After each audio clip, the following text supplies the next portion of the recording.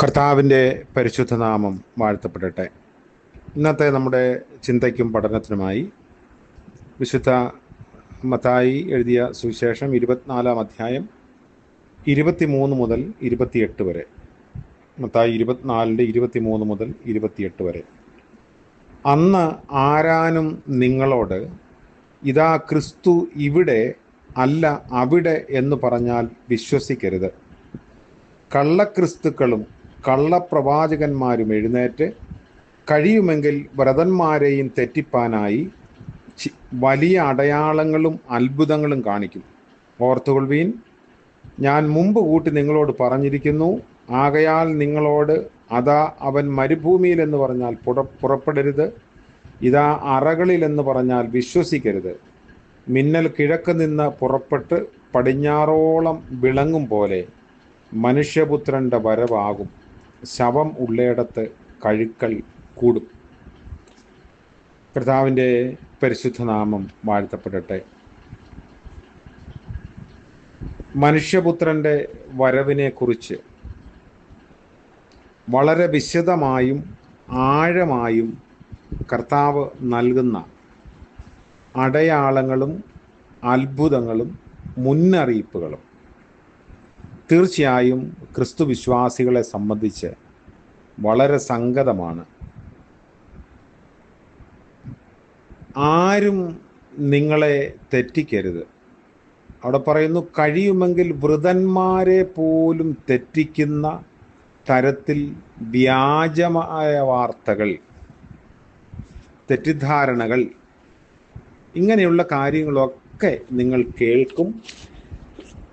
എന്നാൽ അതിൽ കുടുങ്ങിപ്പോകരുത് എന്ന് ഓർപ്പിക്കുന്നു. കള്ളക്രിസ്തുക്കളും കള്ളപ്രവാചകന്മാരും രംഗത്തെത്തും.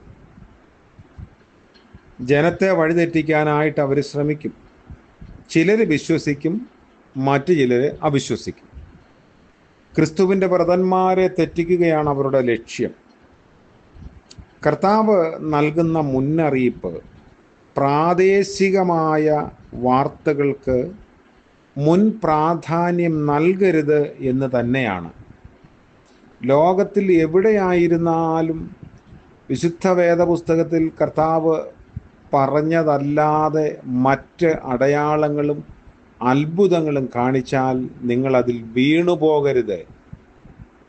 അതായത് കർത്താവ് മുമ്പ് കൂട്ടി പറഞ്ഞു, ഈ കള്ളപ്രവാചകന്മാർക്കൊക്കെ അത്ഭുതങ്ങൾ കാണിക്കാൻ പറ്റും, അടയാളങ്ങൾ കാണിക്കാൻ പറ്റും. എന്നാൽ അതിൽ നിങ്ങൾ വീണു പോകരുത്. കാരണം അവർ ചെയ്യുന്നതെല്ലാം അവരുടെ ആവശ്യങ്ങൾക്ക് വേണ്ടി, നേട്ടങ്ങൾക്ക് വേണ്ടി മാത്രമായിരിക്കും എന്നതാണ് അതിൻ്റെ വാസ്തവം. ക്രിസ്തുവിൻ്റെ പുനരാഗമനം ക്ഷണത്തിലും വ്യാപകമായും തേജസ്സോടെയുമായിരിക്കും. പരസ്യമായി മിന്നൽ പോലെ സകലർക്കും ദൃശ്യമായിട്ട് നടത്തും. പറയുന്നു, ശവമുള്ളയിടത്ത് കഴുക്കൽ കൂടും. ഇവിടെ ശവം എന്നാൽ കർത്തൃപ്രത്യക്ഷതയിൽ ക്രിസ്തു സ്ഥാപിക്കുന്ന രാജ്യത്തിൽ പ്രവേശിക്കാത്ത ജനം, അഥവാ ആൻറ്റി ക്രൈസ്റ്റിൻ്റെ സൈന്യമാണ്. പക്ഷേ മഹായുദ്ധമായ ഹർമഗദോനിൽ കുന്നുകൂടുന്ന ശവശരീരങ്ങൾ കഴുക്കൽ തിന്നുന്നത് പ്രായോഗികമായ അർത്ഥമാണ്. ദൈവപുത്രനെ ചവിട്ടിക്കളഞ്ഞ വിശ്വാസത്യാഗികളായ ജനസമൂഹത്തിനു മേൽ ചൊരിയുന്ന ന്യായവിധിയെ ഇവിടെ കഴുക്കൽ എന്ന പദം കൊണ്ട് ചൂണ്ടിക്കാണിക്കുന്നു. അവർ പറയും, ക്രിസ്തു മരുഭൂമിയിലുണ്ട്, അറയിലുണ്ട്. എന്നാൽ അതൊന്നും കേട്ട് നിങ്ങൾ അവിടേക്ക് ഓടരുത്. ക്രിസ്തുവിൻ്റെ ശിഷ്യന്മാരല്ലെങ്കിൽ വിശ്വാസികൾ മശിഹായെ തേടി മരുഭൂമിയിൽ അലയേണ്ട ആവശ്യമില്ല. മുറിക്കുള്ളിലെ രഹസ്യ സമ്മേളനത്തിലും മശിഹായെ അന്വേഷിക്കേണ്ട. ആകാശത്തിൽ സുവ്യക്തമായി കാണുന്ന മിന്നൽ പിണരിൻ്റെ പ്രകാശം പോലെ സുവ്യക്തമായിരിക്കും മനുഷ്യപുത്രൻ്റെ ആഗമനം. അതായത് മനുഷ്യപുത്രൻ്റെ ആഗമനം ഒരിക്കലും നിഗൂഢമായിരിക്കില്ല എന്നാണ് അർത്ഥം. അവിടെയുണ്ട്, അവിടെ വന്നാൽ കാണാമെന്നോ മറ്റേതെങ്കിലും സ്ഥല സൂചനകൾ നൽകിയാലോ പോകരുത്. കാരണം എല്ലാവർക്കും, അതുകൊണ്ടാണ് ആകാശത്തിലെ മിന്നൽ പോലെ, കിഴക്ക് നിന്ന് പടിഞ്ഞാറ് വരെ വരുന്ന മിന്നൽ പോലെ എന്ന് പറഞ്ഞാൽ ഭൂമിയിലുള്ള സകലർക്കും ഒരുപോലെ കാണാവുന്ന വിധത്തിലായിരിക്കും മനുഷ്യപുത്രൻ്റെ ആഗമനം എന്നാണ് അതിൻ്റെ അർത്ഥം. പരസ്യമായ സംഭവത്തെ സൂചിപ്പിക്കുന്ന ഒരു പഴഞ്ചൊല്ലും കൂടെയാണ് ശവമുള്ളയിടത്ത് കഴുക്കൽ എന്നത്. ശവമുള്ളിടത്ത് കഴുകന്മാർ വന്നുകൂടുമെന്നത് വളരെ വ്യക്തമാണ്. ഇതുപോലെ വ്യക്തമായിരിക്കും മനുഷ്യപുത്രൻ്റെ ആഗമനവും. അതുകൊണ്ട് ആരും നിങ്ങളെ തെറ്റിക്കാതിരിക്കാൻ ദൈവവചനത്തിൻ്റെ അടിസ്ഥാനത്തിൽ കർത്താവിൻ്റെ വരവിൻ്റെ അടയാളങ്ങളെ വിശകലനം ചെയ്യാൻ, അപഗ്രഥിക്കാൻ നമുക്കും സാധിക്കും. അതിൻ്റെ മാർഗദർശനം ദൈവവചനമാണ്, കർത്താവിൻ്റെ മുന്നറിയിപ്പുകളാണ്. അതിനെ അവിശ്വസിക്കാതെ ഇപ്പോൾ കാണുന്ന ഏതെങ്കിലും കള്ളപ്രവാചകന്മാരുടെ വാക്കുകൾ കേട്ടതിൽ വശംവദരായി പോകരുതെന്ന സൂചനയാണ് കർത്താവ് നമുക്ക് നൽകുന്നത്.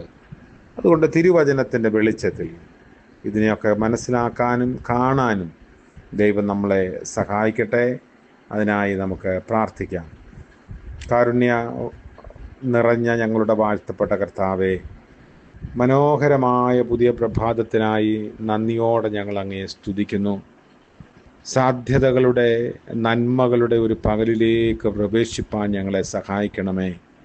അന്ധകാരം നിറഞ്ഞ ലോകയാഥാർത്ഥ്യങ്ങളിൽ ഞങ്ങൾ സത്യത്തിൻ്റെ വക്താക്കളായിരിക്കാൻ, വെളിച്ചത്തിൻ്റെ മക്കളായിരിക്കാൻ ഞങ്ങളെ സഹായിക്കണമേ. അങ്ങയുടെ വരവിനായി കാത്തിരിക്കുന്ന സമൂഹമാണ്.